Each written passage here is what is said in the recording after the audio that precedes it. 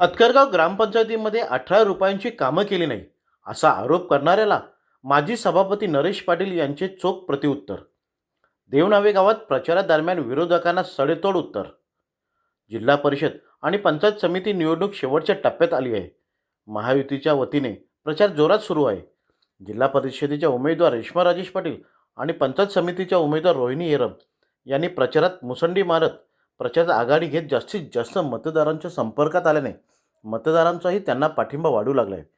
देवनावे गावात प्रचार सुरू असताना काल विरोधकांनी नरेश पाटील यांनी अतकरगाव ग्रामपंचायतीमध्ये 18 रुपयांची कामे केली नाहीत अशी टीका केली असता माजी जिल्हा परिषद सभापती नरेश पाटील यांनी त्या टीकेला सडेतोड उत्तर देत, आम्ही केलेल्या कामाची पोचपावती जनता देत असते.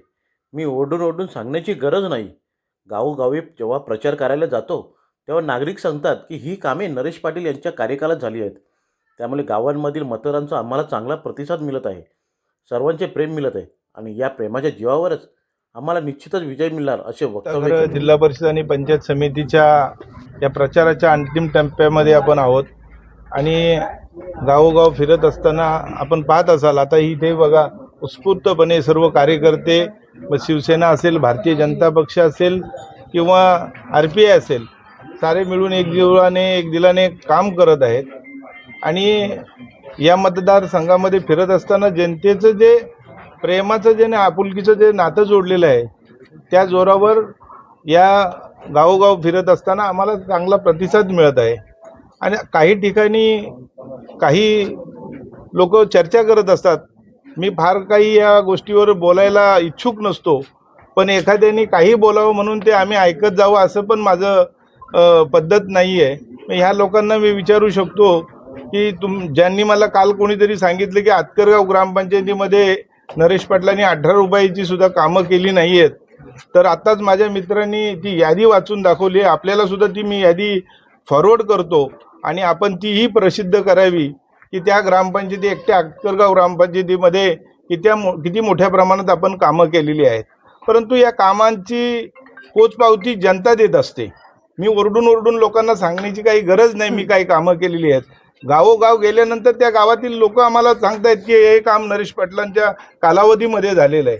आज तुम्ही बघत असाल ठिकठिकाणी जो गावातील लोकांचा आम्हाला जो प्रतिसाद मिळतो तो ह्याच बळावर मिळतोय की जिथे विकासाची कामं जिल्हा परिषदेच्या माध्यमातून असतील, शासनाच्या माध्यमातून असतील, प्रयत्न करून आपण ती तिथे त्या विभागामध्ये आणण्याचा प्रयत्न केलेला आहे.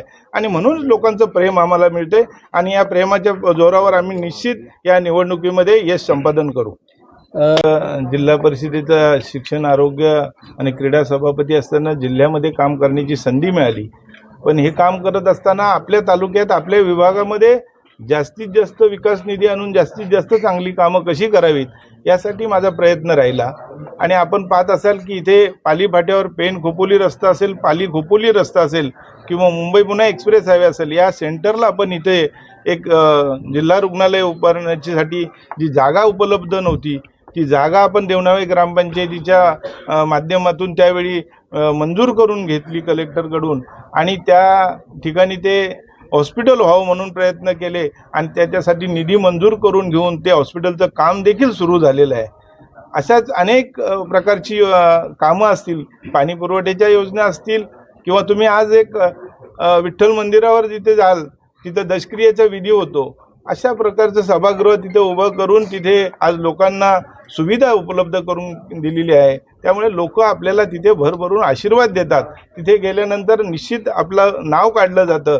या साऱ्या चांगल्या जनतेच्या उपयोगी असत्या ज्या वास्तू आहेत किंवा ज्या काही विकासाची कामं आहेत ही सारी करण्याचा आपण प्रयत्न केलेला आहे. त्यामुळे जनतेचं प्रेम हे निश्चित आम्हाला मिळाल्याशिवाय राहणार नाही.